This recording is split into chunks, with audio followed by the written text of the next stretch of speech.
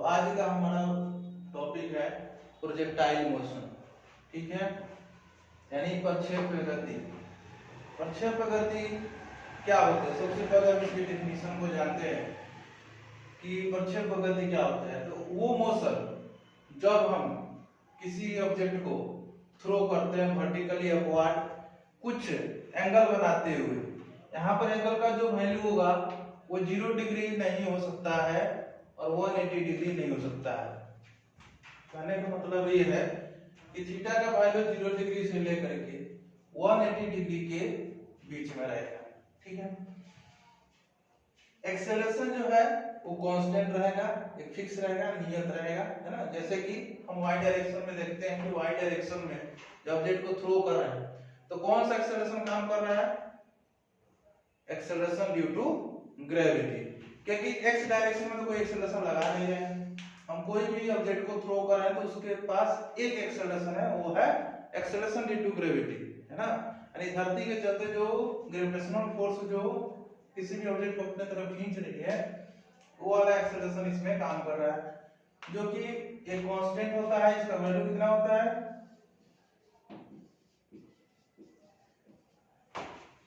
9.8 metre पर second square.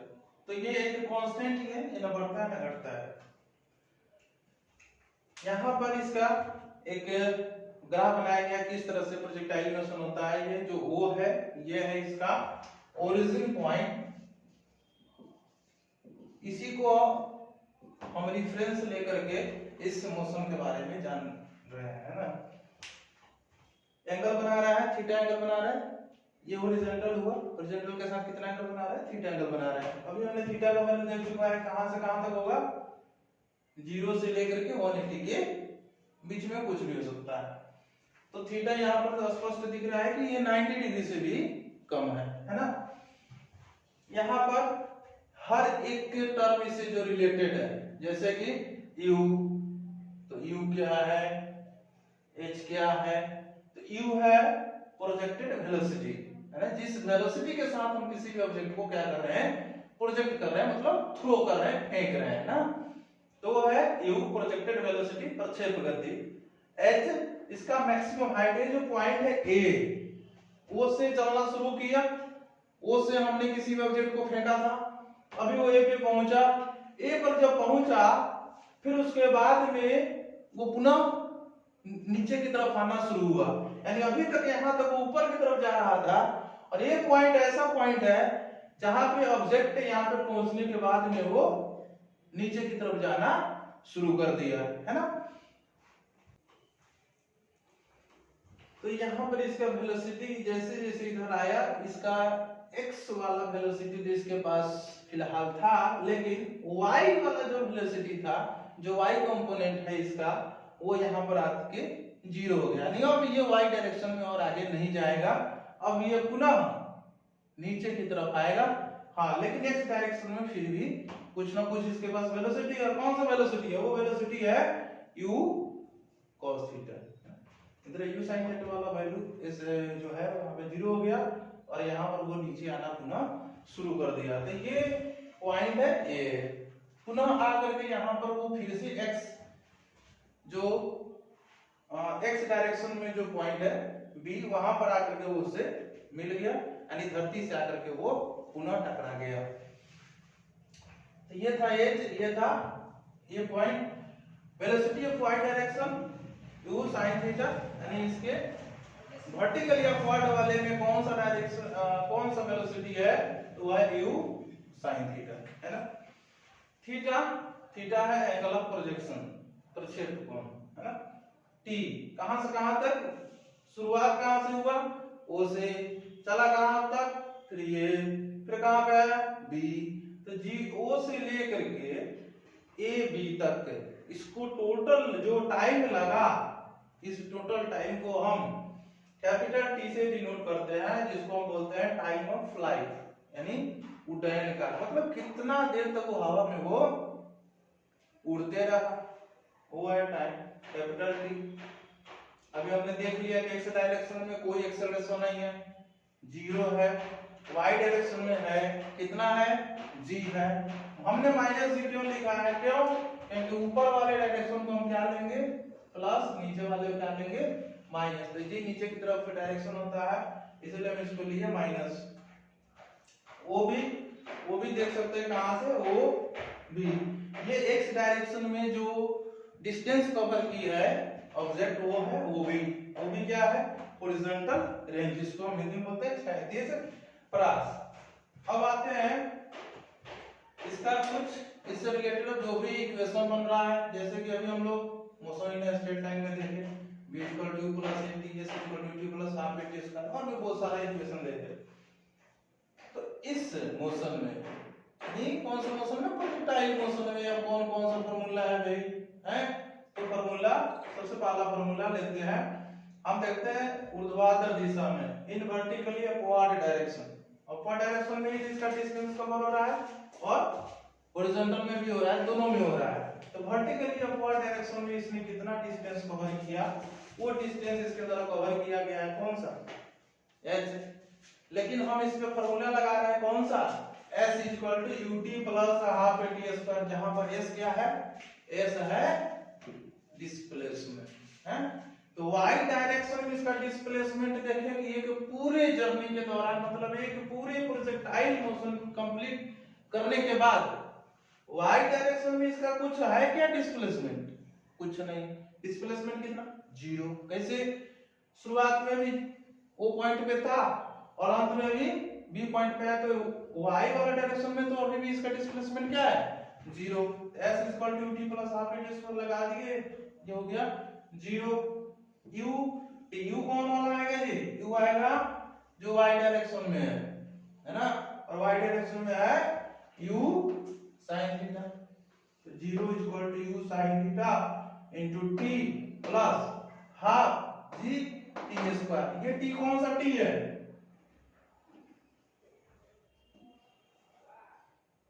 ये वाला t वो t है जब ऑब्जेक्ट एक अपना प्रोजेक्टाइल मोशन कंप्लीट कर चुका है, मतलब वो उसे चला था और बी पे पहुंच चुका है। तो टोटल टाइम को हमने लिया है t, तभी तो उस t टाइम में इसने डिस्प्लेसमेंट कितना कवर किया, 0।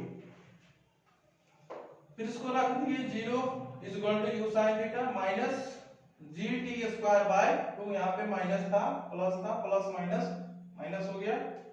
फिर इसको आगे बढ़ाए, t दोनों में दिख रहा है, t को बाहर कर ले, t को बाहर कर लिए, इसमें बच गया u sin थीटा, इसमें बच गया gt/2। अब यहाँ पे दिख रहा है कि कौन सा इक्वेशन बन रहा है, ये t स्क्वायर से पता चल रहा है कि ये क्वाड्रेटिक इक्वेशन बन रहा है ना। तो क्वाड्रेटिक इक्वेशन हम जानते हैं कि दो रूट होते हैं, कौन कौन, अल्फा और बीटा। एक रूट इसका क्या निकलेगा, t का वैल्यू, तो t जब 0 था, जब t 0 था तो अभी इसका डिस्प्लेसमेंट कितना था, 0।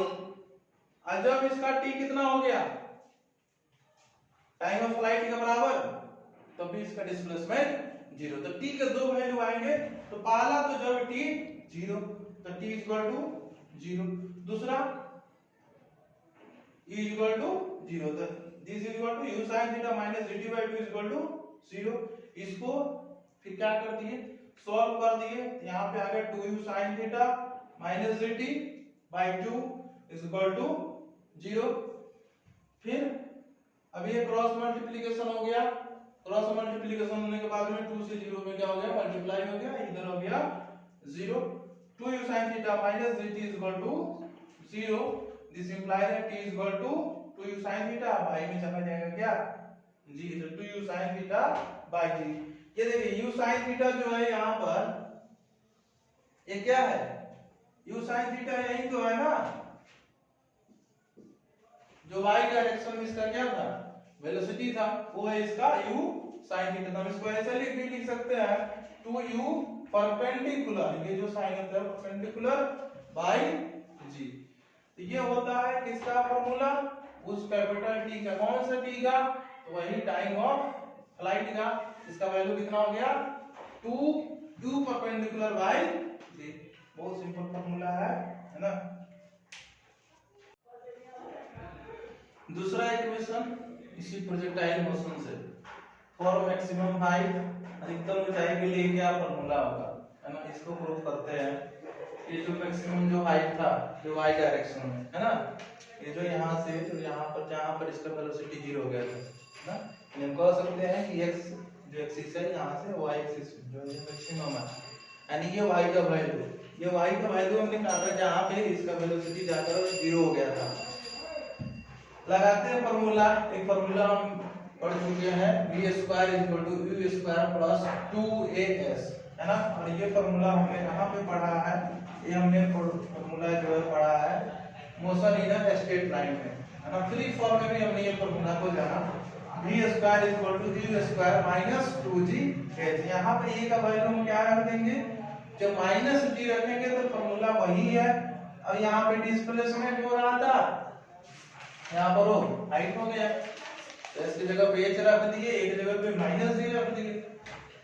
v square equal to u square minus 2gh। ये जो v है ये कौन सा v है, तो वो v है जहाँ पे इसका मैक्सिमम हाइट है, पॉइंट है ना, वहां पे वेलोसिटी, यानी ये पॉइंट पे ये जो v है यानी किस डायरेक्शन में, तो y डायरेक्शन में vy क्या आ चुका है 0 हो चुका है। इस पर से भी लिख सकते हैं vy का square is equal to u y का स्क्वायर माइनस 2gh। ये किस डायरेक्शन में बात कर रहे हैं y डायरेक्शन में, इसलिए यहाँ पर y अगर लगा दें तो कोई अतिशयोक्ति नहीं होगी, अच्छी बात होगी। तो vy का यहाँ पर स्पष्ट दिख रहा है कि उस पॉइंट पे 0 हो चुका है। uy हमको पता है u sin थीटा है, तो u sin थीटा का स्क्वायर माइनस 2gh।